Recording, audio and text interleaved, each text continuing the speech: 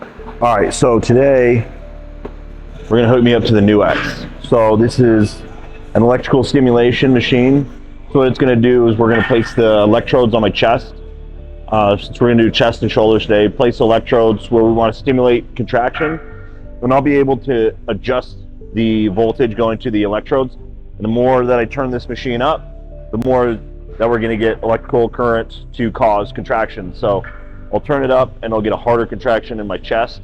And as we go through any of the movements, we're going to get a much more efficient contraction and mechanical tension. It's going to lead to just better hypertrophy, less volume. So I'll probably do 3 movements on chest and maybe 1 or 2 movements on shoulders, maybe a front delt and a side delt. And then so it'll be pretty cool to see for people that haven't seen it or don't really understand it too much, that I'll run it on myself and you can kind of see what I go through with clients as well. I do same protocol that I run with clients, I run on myself. It's very simple. Just train hard and then utilize the machine to help increase the level of intensity and just overall muscle contraction. That's why we'll use a much lower volume with the machine than we do on our own, because it's just that much more effective. We can kind of biohack our way into creating a better mind-muscle connection, as well as in the moment, it's going to create a much more intense environment. So you'll see what that looks like.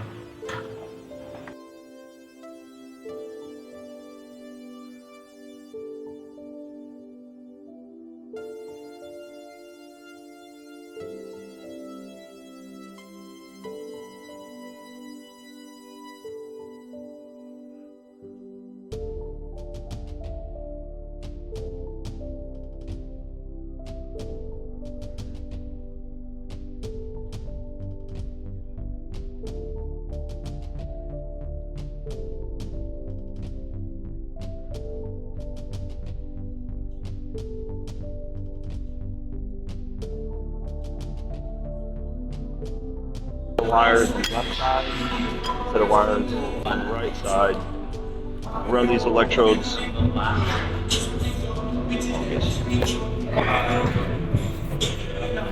Run these electrodes against the tissue or against the muscle fibers. So fibers are running left to right.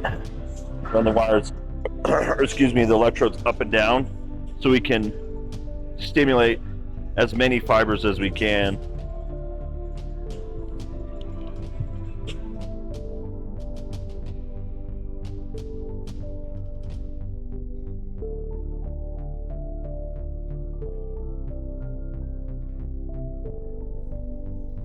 We'll turn it on. Now it's operational. Now, so you see my muscles jumping around a little bit.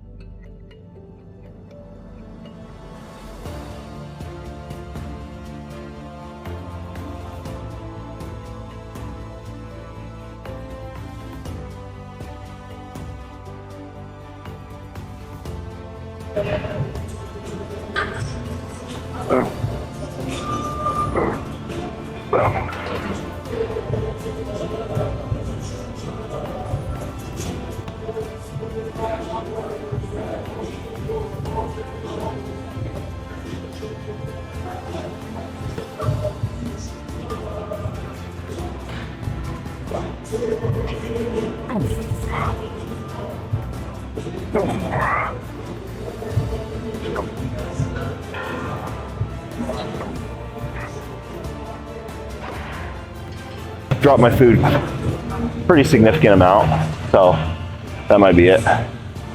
I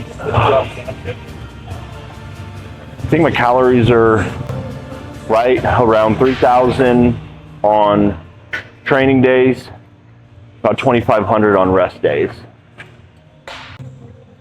Pretty much high protein, high carb, low fat. And then rest days I'll have a little bit lower carb and a little bit higher fat. But going from, I would think I was close to 5,000 calories every day.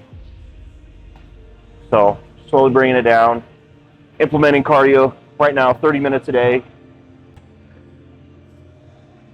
fasted or later in the day, really. No fasted workouts. Cardio I'll do fasted if, depends really. It's not super important. I prefer fasted because that's when I feel like I have the majority of my energy is like when I wake up and I get some caffeine in me and hit the treadmill or Stairmaster. And I just feel better about getting it out of the way. But at the end of the day, like I'll just get it like the other day, I did it at the end of the day, like right before I went to bed. As long as you're getting in your cardio, when you do it, doesn't really make a huge difference. It might make a small difference between doing it fasted and doing it post-workout or doing it later in the day, but as long as you're doing it, it's just expending energy, just increasing your total energy output, right? So let's say you burn 500 calories by doing stairs, right? Is that 500 calories going to be any different fasted versus post-workout versus after or before your last meal? I really don't think it's that big of a difference. It might make a small difference, but as long as you do it, just do your cardio. Just do it at some point, right?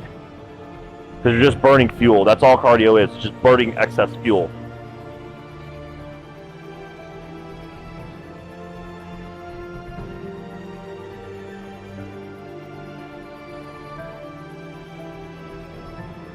So pre-workout meal is usually going to be just the MRE shake. So the Redcon 1, they have the meal replacement. So it has about 75 grams of carbs, 50 grams of protein, and like 4 or 5 grams of fat. Actually, but before so that's 4 scoops. I was taking 6 scoops until a few weeks ago, which that was like closer to 115 grams of carbs, 75 gram protein, like 8 grams fat. But I've reduced it down to the regular serving size. So I personally would just like a shake. I don't want a full meal right before I train, because I'll probably drink a shake and then I'll be training within 30 minutes or so. So if I can put down that shake, it digests really quickly. And then that way I can either train within 20-30 minutes, or I could wait like an hour and a half. Feel pretty good. Yeah, pre-workout, you don't want something with a lot of fat because that's going to slow digestion. You don't want anything super fibrous. So I usually would stay away from vegetables pre-workout or anything with a lot of fiber pre-workout. Just your pre-workout meal, wherever it sits, you want it to be the fastest digestion because you don't want anything sitting in your gut while you're training. So pre-workout meal, no matter where it is, low fat, low fiber. It can be like even sugary, so you can even do like cereal or something like that. But for me, just the MRE shakes, it's blended, comes from whole food, whatever, and I feel like it digests really quickly for me. So that's my go-to.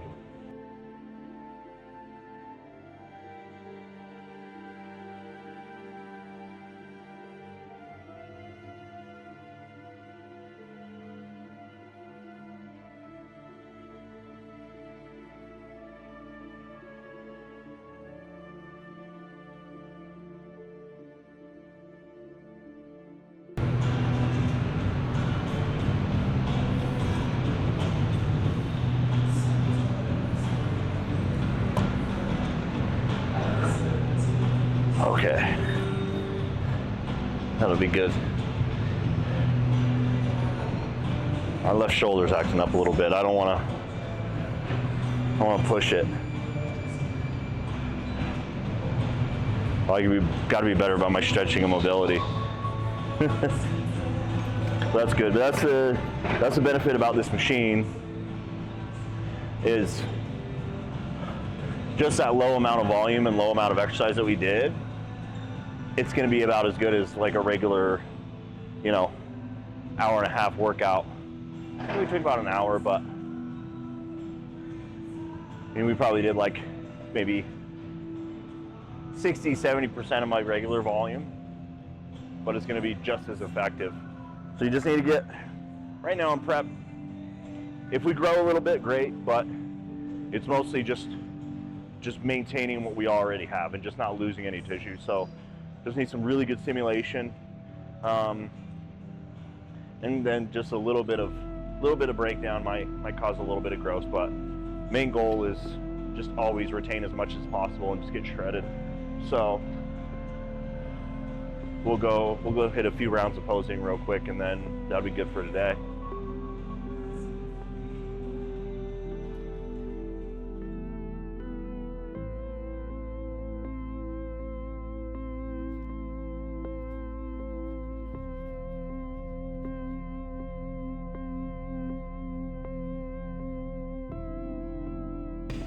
I think I'm down about 6-7 pounds in the last few weeks. So just started cardio, dropped calories significantly, and the initial like inflammation, kind of call it like junk weight, has dropped down quite a bit. So coming in a little bit leaner.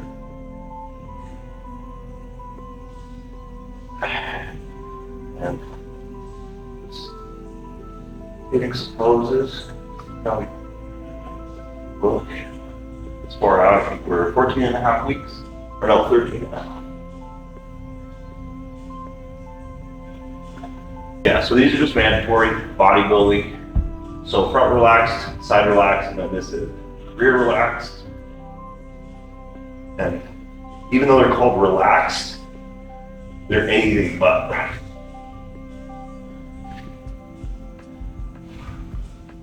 So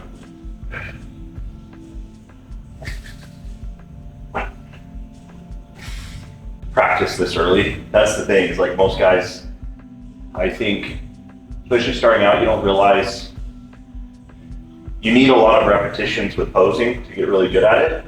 You can't just pick it up very quickly. You need to do it over and over and over again. And like, you can look at it and it looks easy, but actually hitting everything, making sure you're able to open up your lats, keep your legs tight, keep your core tight, like flaring out your lats and holding them for a long period of time without doing stuff like that, controlling breathing. So that's a good tip that I always tell people. You want to breathe through your nose, not through your mouth. If you breathe through your mouth, your gut's gonna go. you're gonna have a lot of movement with the abdomen. If you breathe through your nose, you can do some really small, short breaths while you keep your abs tight. So you tighten your abs. So I can even take relatively big breaths, and it's just you'll only see a very minor sort of shift in my abdomen by doing it through the nose, whereas with your mouth, it's gonna be just through your diaphragm, like bringing out your gut in and out. So that's a big one. And really just being able to hold poses for a good 20 seconds. So I haven't posed for quite a while. So I'm not quite in shape, but by the time show hits, I'll be pretty good. So like starting out a good like 10 minutes a day, practicing your poses.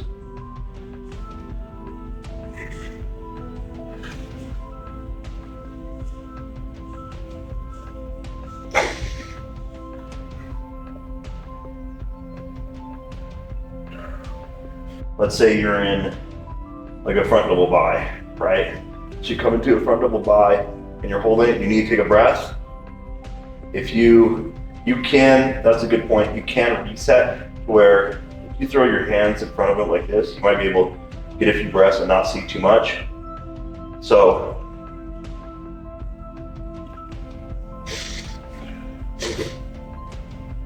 and it would look better than like, right? So you can reset, but best thing that you can do is just practice being able to hold these poses as long as possible. Because when you get up on stage, they're gonna make you go through these poses more than once. And they're gonna make you hold them for a good amount of time, especially at a national level. They'll make you hold those poses for fucking ever. So you wanna make sure, that's probably one of the biggest things that I see is an easy fix that people neglect that affect them the most would be their posing. If you can make sure that your posing is dialed in, you can hold poses, you're doing the poses correctly, they don't look like shit, you're gonna set yourself apart from a lot of the guys. So presumably, you could even be the guy that is in better shape, bigger, or leaner than you, anything like that, by just out-posing him. If his posing sucks and your posing looks good, and you're close enough that they can make an argument, you could be the guy purely out-posing. So that's a really easy thing to make sure that you're just doing your homework, and it has a tremendous payoff. Heel on this foot, and at your toe, at the tip of your toe on this foot, and you bring it behind that line and out just slightly, and then you lean back and then point your knees out a little bit and make that quad sweep pop out. And it's gonna make it look so much better, because if you do it like this, it's gonna create this big gap. You wanna kill this thigh gap right here. This looks funny, but you can see it. This thigh gap right here, you wanna close it as much as possible. You don't wanna come in like this, but you just wanna find a happy medium. Then bring it down, flex. My balance is a little off. Up, bring it down, put up, and with this rear double bi, you wanna think about kicking your butt back and kicking your belly button forward. So you're kind of arching your back like this. So your upper back, your lats are leaning back, and your butt is sticking out like that. It's gonna make your waist look smaller. From the judge's perspective, it's gonna make it look a lot better, a lot bigger V taper. So, same thing, I'll usually switch my staggered foot for rear double bi and rear lat.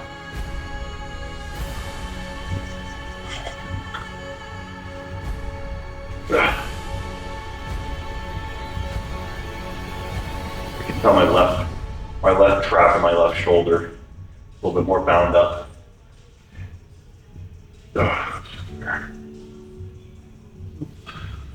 Same thing with this. Try to bring your belly forward, but your back leaning back, curving your spine, poking your butt out towards the judges. And it's going to create a tighter waist.